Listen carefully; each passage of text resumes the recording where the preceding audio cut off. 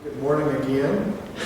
We have three pillars we're going to talk about today, and we have a little gift for each one of them. So before you leave, here's your little basket up here. We've got two more over here. So a little something so you can look at and remember that we love you. Our first pillar of our community, our fellowship, is my dear friend Winona Stewart. She and her first husband and their two small children first came to the fellowship in 1966, long before we were located here in this facility. They actually showed up at the fellowship on their second Sunday in Houston. She clearly remembers how friendly and welcoming everyone was and still is. And those actions cemented the relationship, which is now 57 years in the making. Winona immediately jumped in and began to help lead our lay-led fellowship by teaching the first graders in Sunday school. In just a few short years, both she and her husband, Bill, took on the sponsorship of the LRY, which was the acronym for Liberal Religious Youth. And I just saw one person move his eyes because he was one of those youth back then. So these were the Liberal Religious Youth, but more specifically, they were known as the teenagers. At the time, it was a huge group of about 20 to 25 teens, and they were self-governed. One of her proudest memories revolves around an autistic child from one of the fellowship families. The LRY collectively took on the responsibility of taking care of the child during the 11 o'clock hour so that the parents could attend services. The effort was a great success, and Winona is particularly proud of what the teens were able to accomplish with this child and how they were able to support that particular family. Not only has Winona taught Sunday school and sponsored the LRY, she was also the editor of the Fellogram for several years, which at the time was published weekly and provided to all the fellowship members. For many years, Winona was the volunteer coordinator, and she's particularly glad they didn't have caller ID back then because she's quite sure very few people would have answered her calls. She's also worked on the nominating committee, and she says she could spot people preparing their refusal speeches as they saw her approaching from across the room.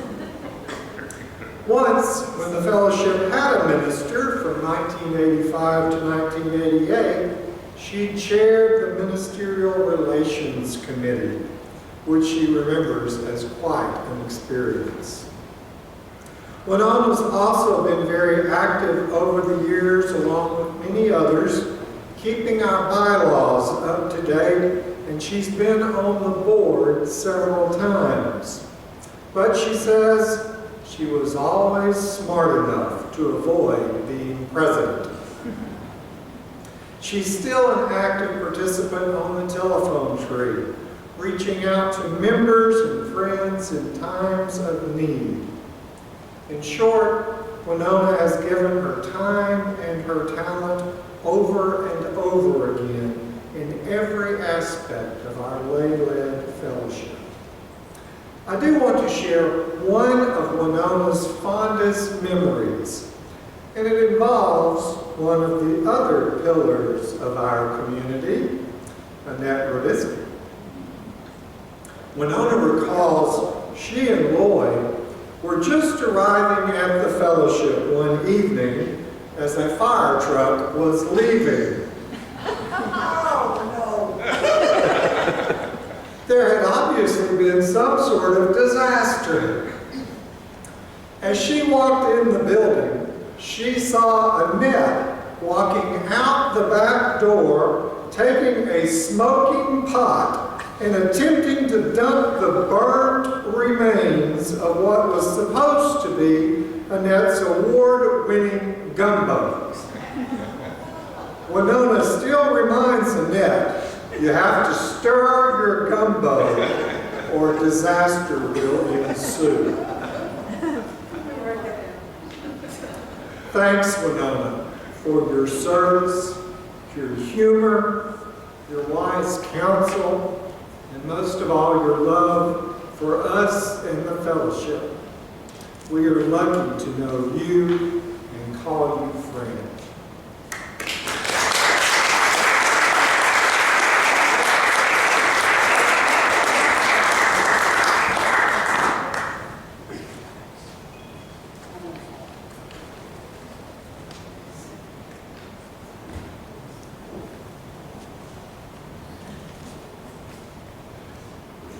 Don't believe any of those stories. It's all. I wrote some notes with Jan asking me to speak today. What brought me here to the fellowship? It started off with a paperback book that I had when I was in college at TWU in Denton, Texas. And it was a paperback book that gave a couple of pages to every religion in America that existed. When I read the part about Unitarians, I thought, this is all new to me.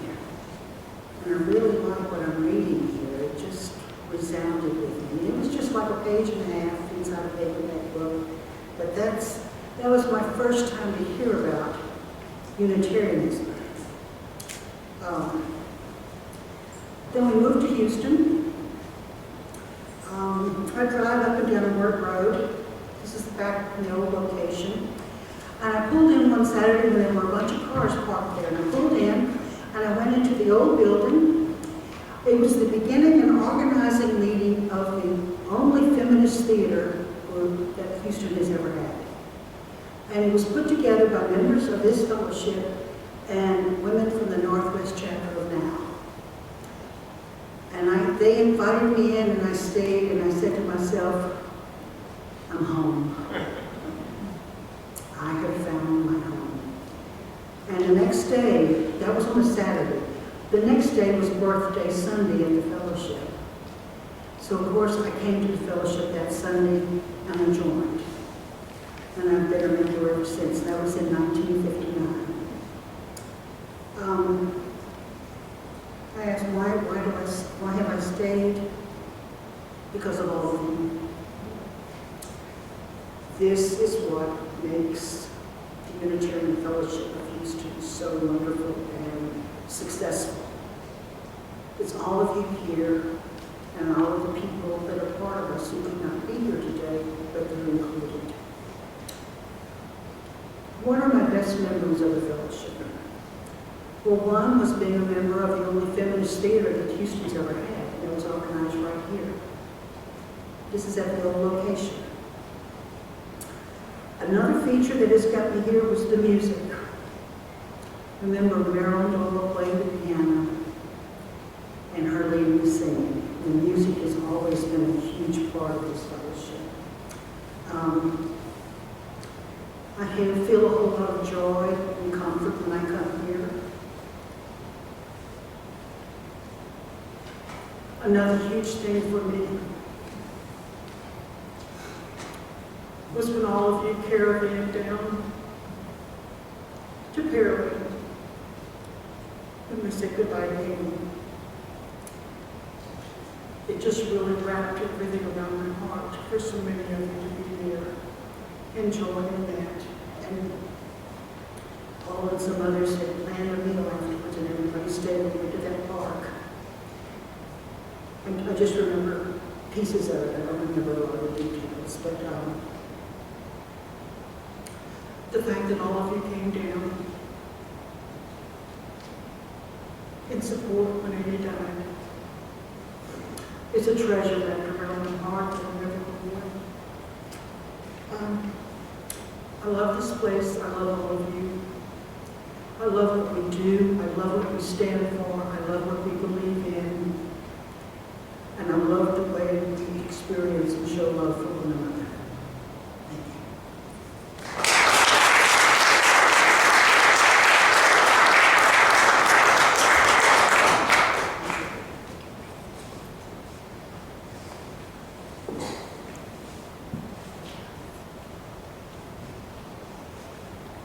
Hi, I'm Julie Wilson, and I have the privilege of having interviewed Dodie McKellar and being able to answer these questions for her.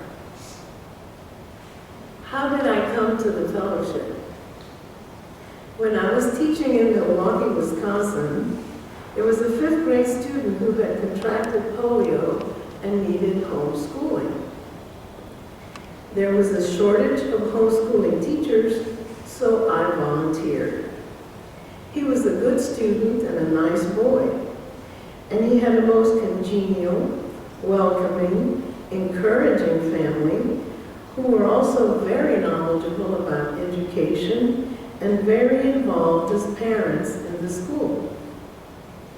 Every Friday when I would go to teach him, I was invited to dinner, and this weekly contact developed into a beautiful friendship. One of the things we talked about was Houston, where I had lived with my first husband. I taught the boy for about a year, and then I went to France to teach. Throughout my years there, we kept in touch. Several years passed, and they moved to Houston. Eventually, I returned to the States, and after some time in San Francisco, I also returned to Houston. My friend, whose name was Ole Addermeyer, would occasionally attend a Unitarian church in Milwaukee. So when I had moved to Houston, we formed a Church of the Search to find a congenial place for ourselves. Ole found the fellowship. She and her husband Fritz joined, and she liked it so much, she became president of the board. The fellowship was then meeting at the School of the Woods. I came to services occasionally because I was very busy at the time with teaching. Then in June 1965, I became a member. I started teaching Sunday school. So my wonderful friend Ole was how I came to the fellowship. What kept me coming back? The first drawing card of the fellowship for me was the lack of dogma that I couldn't bring myself to believe in as a requirement for belonging. There was intelligence and logic, and I wanted to belong to a congregation that valued science, learning, and truth. The services were compelling and meaningful and led me to believe I had found my place. I kept attending because the programs continue to keep me alert as we learn from one another, not only a minister. I even did what Ole did. I became so active and involved that I also became the president of the board. Another reason I kept coming is that people welcomed me and invited me to lunch and were so very interesting. Those after the service lunch conversations were and are where deep, meaningful relationships are made. These are very important, especially in times of need. The fellowship has always been a place of true ease. Good, open, authentic people who share a sense of morality, integrity, and genuine regard for others. The truth is, I continue in the fellowship because many years ago, it became my second family. It is my home where I have found friendship, comfort, growth, and gratitude. To paraphrase my dear friend Sam Pratt, in these aging years, the fellowship has kept me alive.